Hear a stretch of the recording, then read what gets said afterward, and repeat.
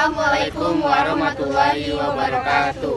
Di sini kami akan mempresentasikan hasil dari tugas kami, yaitu uji data panel melalui SPSS. Wah, amat lagi makan. Selamat menyaksikan. Paham.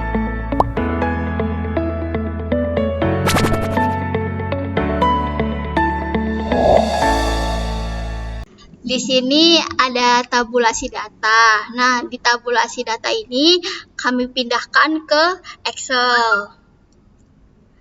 Di semua tabulasi data ini dia itu 100 responden dan meliputi ada X3 dan 1Y. Dari X1 ini indikatornya ada 8. Nah, di X2 indikatornya itu ada 6. Ada 6 nih. Nah, di X3 ini indikatornya ada 8 juga, sama seperti X1. Kalau Y indikatornya itu ada 5. Habis kita pindahkan ke Excel, baru deh kita buat ke SPSS-nya. Kita harus masukkan data-data dari tabulasi data yang di Excel tadi. Nah, caranya yaitu pertama kita pencet file, baru import data. Karena kami melakukan dari Excel, kami pencet Excel.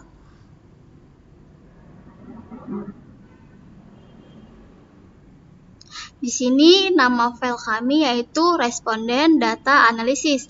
Baru pencet open. Nah, kalau sudah tampilannya seperti ini, kita tinggal pencet OK saja.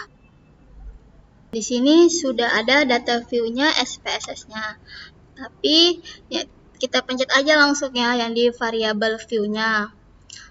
Di sini desimalnya sudah 0 semua. Sudah sama 0 semua.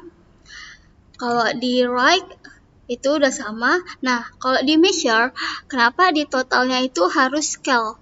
Itu memang harus ada scale ya. Kalau di total itu harus ada scale, itu yaitu yang jadi pembedanya. Nah, di sini total X1 ada scale, di total X2-nya ada scale juga, X3-nya juga, sama Y-nya.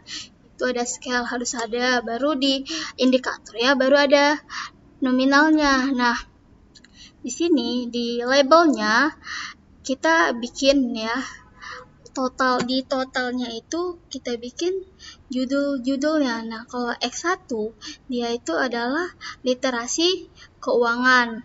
Kita buat di sini labelnya yaitu literasi keuangan.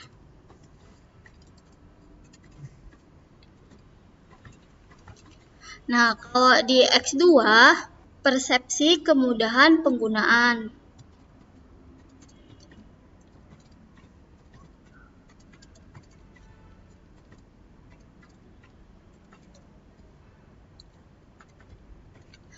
Kalau di X3, pengalaman penggunaan teknologi.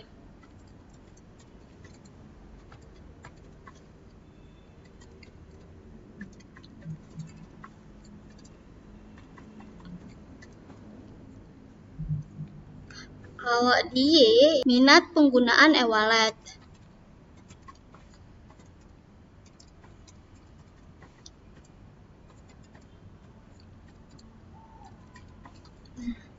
Di sini di label-labelnya sudah lengkap semua ya, tapi yang kita isi bisa sih kalau yang di X1 sampai di totalnya memang bisa diisi literasi keuangan semua.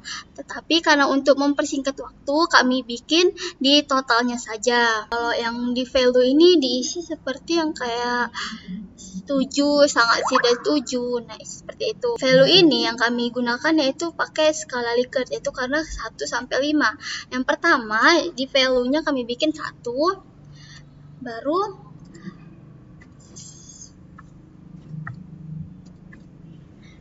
kami bikin di sini ada SS. SS itu sangat setuju. Baru pencet add. Yang kedua, buat value-nya 2, labelnya S, huruf besar ya. Yang ketiga, ada N, di labelnya N berarti netral.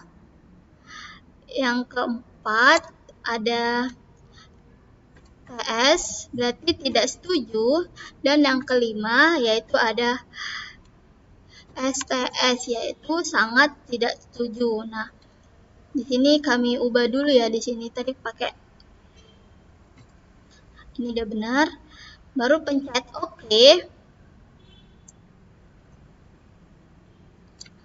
Baru deh tinggal kopikan saja ke variabel X1, S2, S3. Tapi di sini di totalnya ini nggak usah dibuat juga ya. Cuman sampai ini tinggal copy aja ya. Nah, cuman sampai 8. Kalau sudah seperti ini, semua, ini berarti data kita sudah bisa melakukan uji. Sini sudah benar ya. Sudah benar sini seperti semula, baru kita berlakukan ke data view. Nah, kalau sudah seperti ini nih, descriptive static. Yang pertama kita pencet analyze, baru yang bagian descriptive static kita pencet. Nah, di sini ada bacaan frequency, dan yang keduanya ada descriptive. Kita pencet descriptive-nya. Nah, di sini kan variabelnya masih kosong ya. Kita taruhnya yaitu yang ada di totalnya, bukan di variabelnya. Total X1 yaitu ada literasi keuangan, kita pindahkan. Dan di X2 ada persepsi kemudahan, pindahkan. Di X3 juga. Dan Y-nya juga, pindahkan. Sebelum kita pencet OK, kita tengok di option-nya. Nah, di sini kita sudah tercentang ada mean, standard deviation, minimum, dan maksimum. Data. Uji kualitas data itu ada dua. Yang pertama ada uji validitas dan uji reliabilitas. Yang pertama ini ada uji validitas, yaitu pencet analyze sama seperti tadi. Baru di sini correlates. Nah, di sini kita pencet bivariate. Di sini kan variabelnya masih juga kosong, tapi di sini kita uji satu-satu. Yang pertama kita taruh dulu X1, kita pindahkan X1.2, kita pindahkan sampai ke total literasi keuangan. Nah, kalau sudah seperti ini, kita tengok dulu di correlation-nya, yaitu di version-nya udah dicentang, test of significance-nya udah dicentang di tutorial, dan flag signifikannya. Baru kalau udah seperti ini, kita tinggal pencet OK. Inilah dia hasil output dari X1 validitas data. Nah, kalau yang X2, X3, dan Y sama juga caranya seperti ini. Nih, kita uji lagi ya. Pencet analyze, baru di correlate, bivariate. Nah, ini kita pindahkan dulu satu-satu. Inilah dia hasil dari output X1, X2-nya.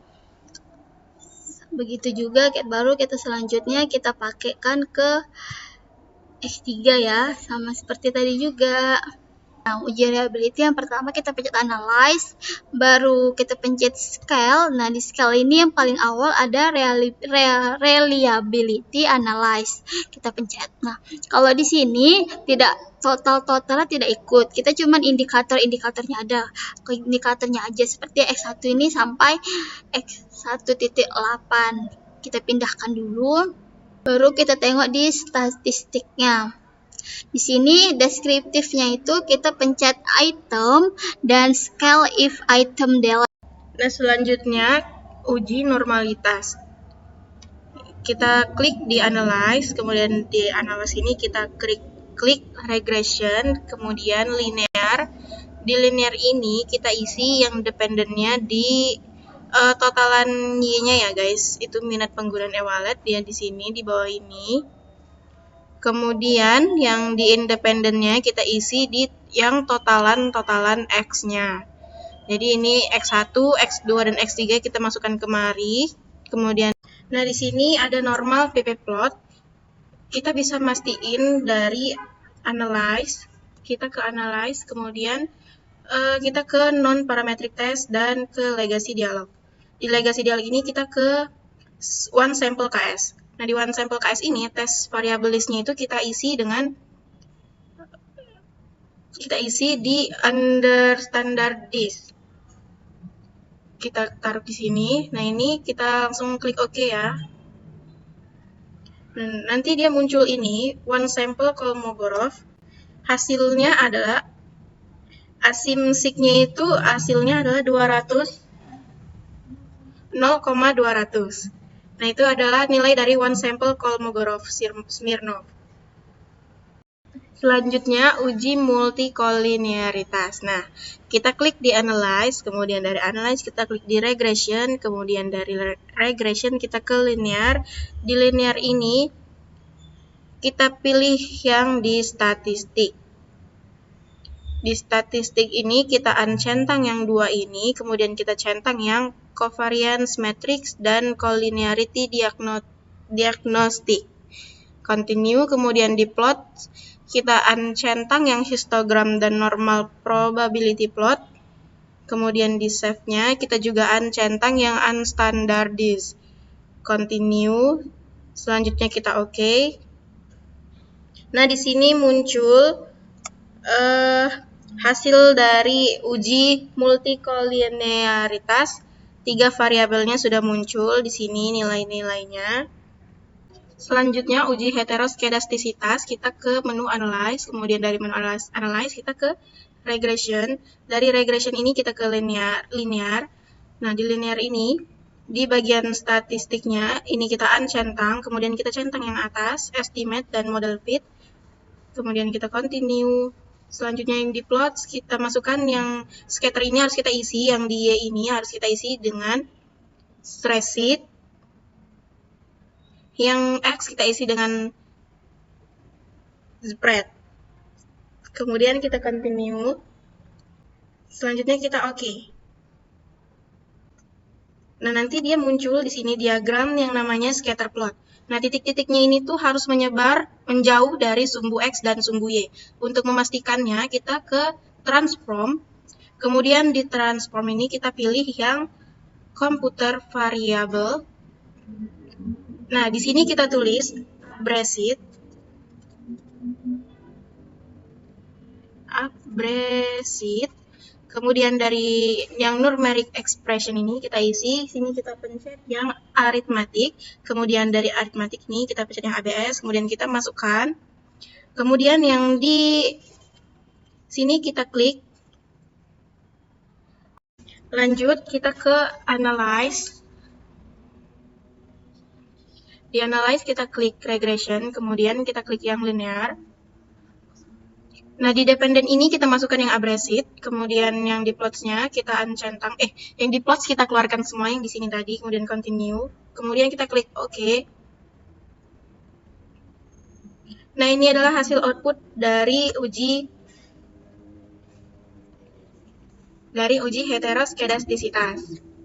Nah, nanti muncul tabel namanya koefisien. Nah, di tabel ini yang di bawah konstanta ini nilainya harus lebih besar dari 0,05. Uji autokorelasi. Nah, di analyze kita klik regression, kemudian regression linear, kemudian di dependent-nya ini kita ubah, kita isi menjadi Y-nya. Di independent kita isi totalan X-nya. Nah, di statistik kita centang yang Durbin-Watson. Kemudian kita klik OK. Di model summary ini, di sini ada nilai dari Durbin-Watson-nya 2,033. Ya, selanjutnya kita masuk ke regresi linear berganda. Nah, di sini kita tekan analyze, lalu kita pijit regression. Setelah regression kita pilih yang linear. Nah, pada dependent kita masukkan bagian yang Y-nya. Ini kita keluarin dulu, terus kita masukkan bagian yang Y-nya ke dalam dependent. Nah, yang di independent kita masukkan itu X1, X2, dan X3. Lalu kita tekan yang statistik. Nah, kita checklist di 2 ini. Lalu kita tekan continue. Nah, terus kita tekan OK. Nah, ini dia hasil dari regresi linear berganda.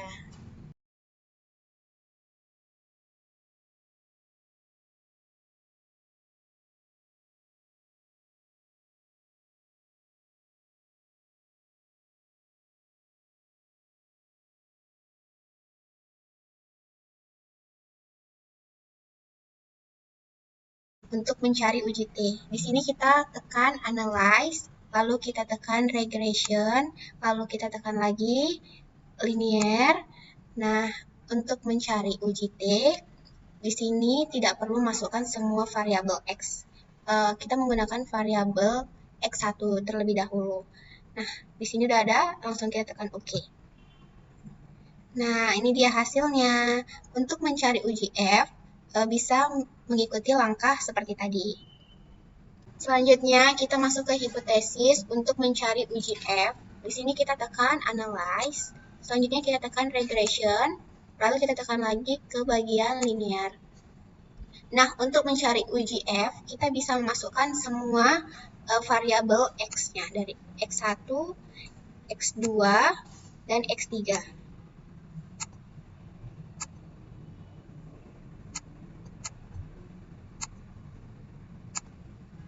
Nah, setelah itu kita bisa langsung tekan OK. Nah, pada bagian ANOVA-nya terlihat di sini uji F-nya.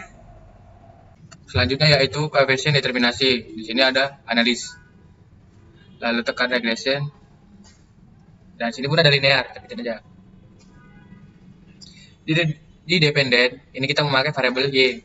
Dan independen, kita memakai variabel X1, X2, X3. Lalu tekan OK. Nah, disinilah dia hasil outputnya ini memakai model sumerik. Berdasarkan hasil uji deskriptif di atas, dapat kami gambarkan distribusi data yang didapatkan adalah yang pertama, variabel literasi keuangan pada X1. Dari data tersebut bisa dikatakan dideskriptifkan bahwa nilai minimum 24, sedangkan nilai maksimum sebesar 40. Dan rata-rata literasi keuangan sebesar 34,75 dan standar deviasi data literasi keuangan adalah 3,389. Nah, yang kedua ada variabel persepsi kemudahan penggunaan pada X2. Dari data tersebut bisa kami simpulkan bahwa dideskripsikan bahwa nilai minimum 20 sedangkan nilai maksimum 30 dan rata-rata persepsi kemudahan penggunaan sebesar 26,40 dan standar deviasi data persepsi kemudahan penggunaan adalah 3,389. Yang ketiga, variabel penggunaan menggunakan teknologi pada X3. Dari data tersebut dideskripsikan bahwa nilai minimum 17 sedangkan nilai maksimum 40 dan rata-rata pengalaman menggunakan teknologi sebesar 32,32 dan standar deviasi data pengalaman menggunakan teknologi adalah 4,535. Nah, yang terakhir ada variabel minat penggunaan e-wallet pada Y. Dari data tersebut dideskripsikan bahwa nilai minimum 17 sedangkan nilai maksimum 25 dan rata-rata minat penggunaan e-wallet sebesar 21,80 dan standar deviasi data minat penggunaan e-wallet adalah 1,831. Uji kualitas data. Uji kualitas data ada dua, yang pertama uji validitas dan uji reliabilitas.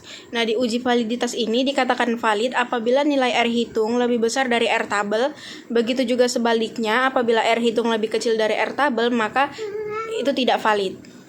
Nah, di sini ada tabel SPSS uji validitas. Di sini kenapa ini ada 2 bintang? Itu menandakan bahwa uji itu sudah valid. Nah, cara membuktikan itu sudah valid adalah dengan menggunakan rumus, yaitu rumusnya itu adalah DF sama dengan N dikurang 2. N-nya itu adalah responden, jumlah respondennya. Jumlah responden yang kami gunakan adalah 100. Nah, jadi 100 dikurang 2 adalah 98. 98 ini digunakan untuk mencari R tabel, yaitu R tabelnya adalah 0,196. Kemudian 0,615 itu adalah R hitung dari SPSS tadi di sini. Yang ini 0,615. 0,615 ini lebih besar dari 0,196, artinya valid. Nah, dari tabel tadi bisa dijelaskan bahwa nilai R hitung itu lebih besar dari R tabel berdasarkan uji signifikan 0,05. Artinya bahwa item-item tadi itu item-item tersebut itu sudah valid. Begitu juga dengan X2, X3, dan Y-nya. Mencari nilai validnya itu dengan rumus DF sama dengan N dikurang 2. Yang kedua ada uji reabilitas. Uji reabilitas ini dikatakan reliable apabila Cron-Base alpha itu lebih besar dari nilai batas. Nilai batas dari uji reabilitas itu adalah 0,60. Nah, contoh yang kami pakai itu di X1 dari literasi keuangan. Ini ada tabel SPSS-nya. Nah, di sini ada Cron-Base alpha dari X1-nya adalah 0,818. Kemudian 0,818 ini dia lebih besar dari 0,60 variabel. Interpretasinya adalah dari tabel tadi itu dapat dijelaskan bahwa nilai Cron-Base alpha lebih besar dari nilai batas yaitu 0,818 lebih besar dari 0,60 yang menunjukkan bahwa variabel literasi keuangan X1 itu reliable. Begitu juga cara mencari nilai reliable dari uji reliabilitas di X2, X3, dan Y. Selanjutnya yaitu uji asumsi klasik. Nah, uji asumsi klasik itu ada 4. Yang pertama ada uji normalitas, uji multikolinearitas, uji heterokedastisitas, yang keempat ada uji autokorelasi. Nah, uji normalitas dikatakan normal apabila tingkat signifikasinya lebih besar 0,05. Begitu juga sebaliknya, jika tingkat signifikasinya lebih kecil 0,05, uji variabel tersebut tidak normal. Uji normalitas kita bisa uji berdasarkan histogram, plot, sama sampel kolimograf. Nah, di sini ada SPSS dari uji normalitas. Di sini ada SPSS dari uji normalitas. Yang akan saya uji yaitu uji dari histogram. Di sini ada diagram dari histogram. Nah, di sini kan dia membentuk kayak gunung. Kalau apabila dia seperti ini, itu artinya uji dari histogram tersebut itu normal. Yang kedua adalah uji plot. Katakan normal apabila garis abu-abu ini mengikuti garis hitam ini, itu berarti normal. PP plotnya itu berarti normal. Selanjutnya yaitu uji sampel kolimograf Smirnov. Tingkat signifikasinya itu lebih besar dari 0,05. Sampel kolimograf Smirnov yaitu ada SPSS-nya, ini dia. Nah, yang kami ambil yaitu yang sing paling bawah 200 0, jadi 0,200 itu berarti lebih besar dari 0,05, bahwa variabel data tersebut berdistribusi normal. Yang kedua ada uji multikolinearitas. Variance inflation factor. Jika variance inflation factor di bawah atau lebih besar dari 10 dan tolerance value di atas 0,1, maka tidak terjadi multikolinearitas. Interpretasinya berdasarkan pada tabel diketahui bahwa nilai variance inflation factor variabel X1 dari SPSS ini. Nah, ini adalah SPSS dari uji dari multikolinearitas. Nah, yang di sini yang akan kami uji yaitu dari X1-nya Collinearity tolerance ada 0,624, statistik FYF 1,603. Diketahui bahwa nilai variance inflation factor variabel literasi keuangan X1 dan variabel persepsi kemudahan penggunaan S2 dan variabel pengalaman menggunakan teknologi S3 adalah 1,603 yang tadi SPSS dari literasi keuangan lebih besar dari 10 dan nilai tolerance lebih kecil dari 10 dan nilai tolerance value 0,624 lebih besar dari 0,1, maka data tersebut tidak terjadi multikolinearitas.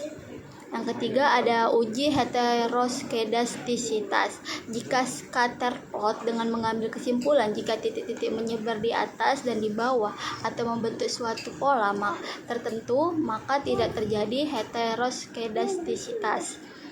Di sini spesies dari heteroskedastisitas yaitu ada diagramnya, yaitu scatter plot. Nah, dari total minat penggunaan e-wallet ini, scatter plotnya titik-titiknya itu menyebar. Nah, berarti bahwa variabel tertentu maka tidak terjadi heteroskedastisitas. Yang keempat adalah uji autokorelasi. Yang pertama, jika D lebih kecil dari DL atau D lebih besar 4 min DL, maka hipotesis 0 ditolak, artinya terdapat autokorelasi. Yang kedua, jika D lebih kecil 4 min DU, maka hipotesis 0 diterima, artinya tidak terdapat autokorelasi. Jika DL lebih kecil DU atau 4 min DU lebih kecil D lebih kecil 4 min DL, artinya tidak ada kesimpulan. Hasil uji autokorelasi Durbin-Watson. N itu artinya responden. Nah, responden kami di sini ada 100. D itu Durbin-Watson, kami yaitu 2,033. Nah, dari spesies kami itu kalau autokorelasi itu diambil dari model summary, yaitu Durbin-Watson kami 2,033. Nah, kami taruhkan di sini DL dan DU. Kenapa 1,6131 dan DU-nya 1,7364, yaitu dari tabel Durbin-Watson ini. Nah, kami ambil itu K3 karena kami punya variabel sampai S3. Karena responden kami sampai 100. Di sini kami pindahkan ke DL, berarti DL-nya sama dengan 1,6131 dan DU-nya sama dengan 1,7364. Berarti 4 min DL sama dengan 4 min 1,6131 sama dengan 2,3869. Selanjutnya 4 min DU sama dengan 4 min 1,7364 sama dengan 2,2636. Hasilnya yaitu kami ambil yang dari nomor 2. DU lebih besar D lebih besar 4 min DU sama dengan 1,7364 lebih besar 2,033 lebih besar 2,2636. Kesimpulannya berarti tidak terdapat autokorelasi. Uji regresi linear berganda.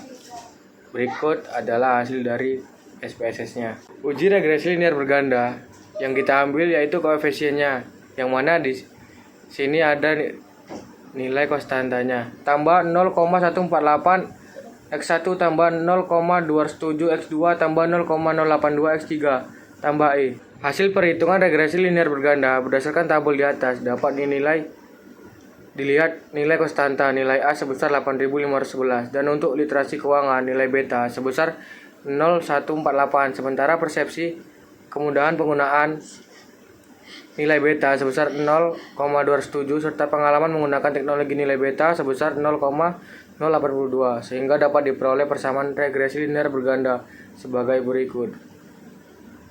Rumus Y sama dengan A tambah beta 1 X1 tambah beta 2 X2 tambah beta 3 X3 tambah E. Y sama dengan 8.511, yaitu diambil dari nilai konstanta yang di atas, yang berarti nilai konstanta minat menggunakan e-wallet sebesar 8.511 yang menyatakan jika variabel X1, X2, X3 sama dengan 0, yaitu literasi keuangan, persepsi kemudahan penggunaan, dan serta pengalaman menggunakan teknologi, maka minat penggunaan e-wallet adalah sebesar 8.511. Koefisien X1 sebesar 0,148, berarti bahwa setiap terjadi peningkatan variabel X1 sebesar 1%, maka minat penggunaan e-wallet meningkat sebesar 0,148 atau 14,8%.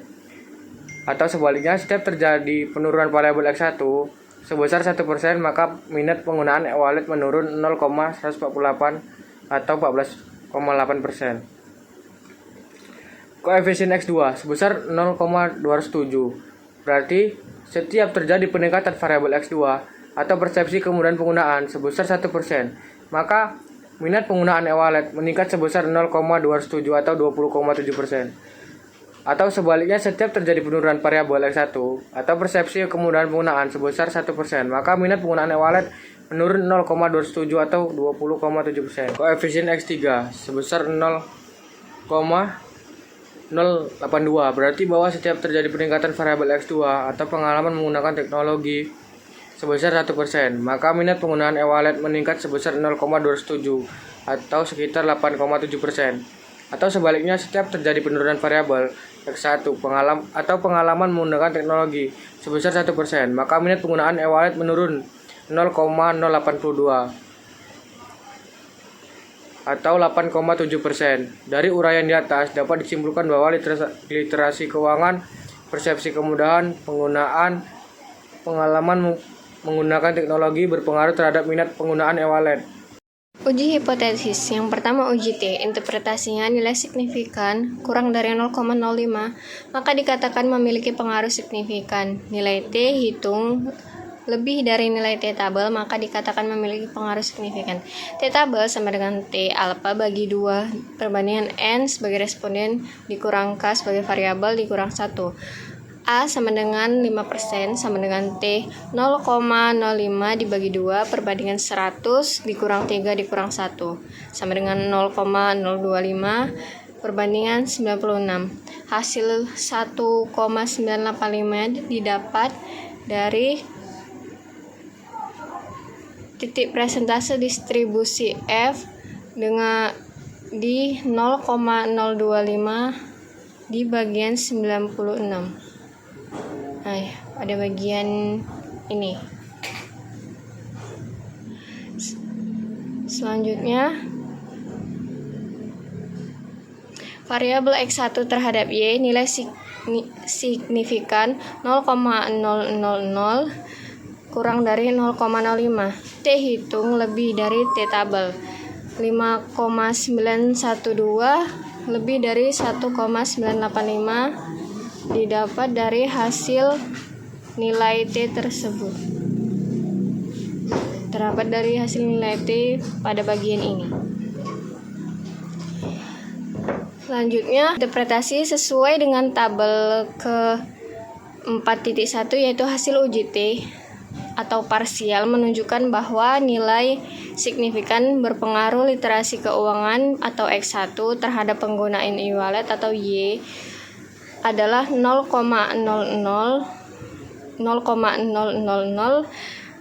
kurang dari 0,05 dan nilai T terhitung 5,9112 lebih dari nilai T tabel 1,985, maka HO1 ditolak dan HA1 diterima. Artinya terdapat minat penggunaan e-wallet secara signifikan. Begitupun seterusnya terhadap variabel X2 dan variabel X3. 2. Uji F. X1, X2, dan X3 terhadap Y nilai signifikan kurang dari 0,05.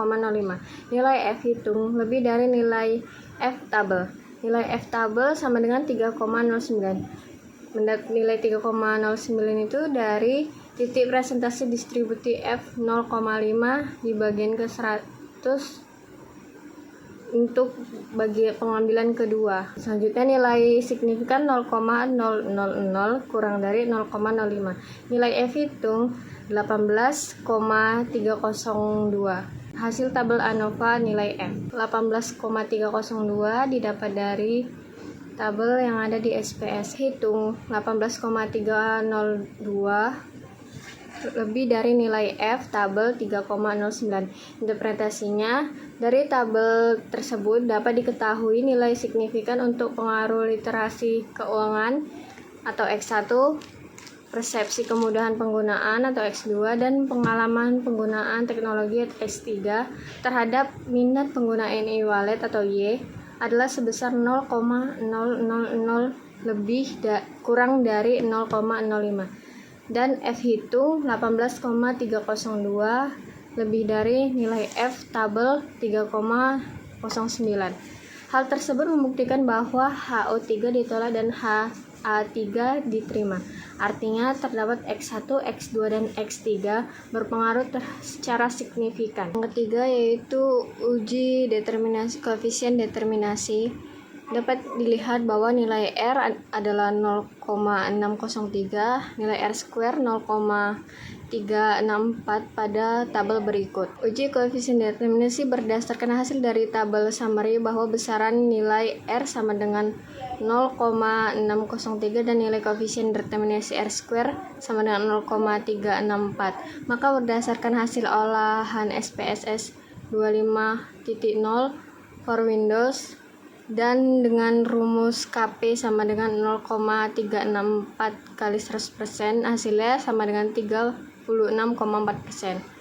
MK menunjukkan bahwa pengaruh yang disumbangkan oleh variabel bebas X1 dan X2 terhadap variabel Y persen, sedangkan sisanya 63,6% dipengaruhi di luar variabel tersebut. Sekian presentasi dari kami. Apabila kami ada salah kata, kami mohon maaf. Pada Allah kami mohon ampun. Wassalamualaikum warahmatullahi wabarakatuh.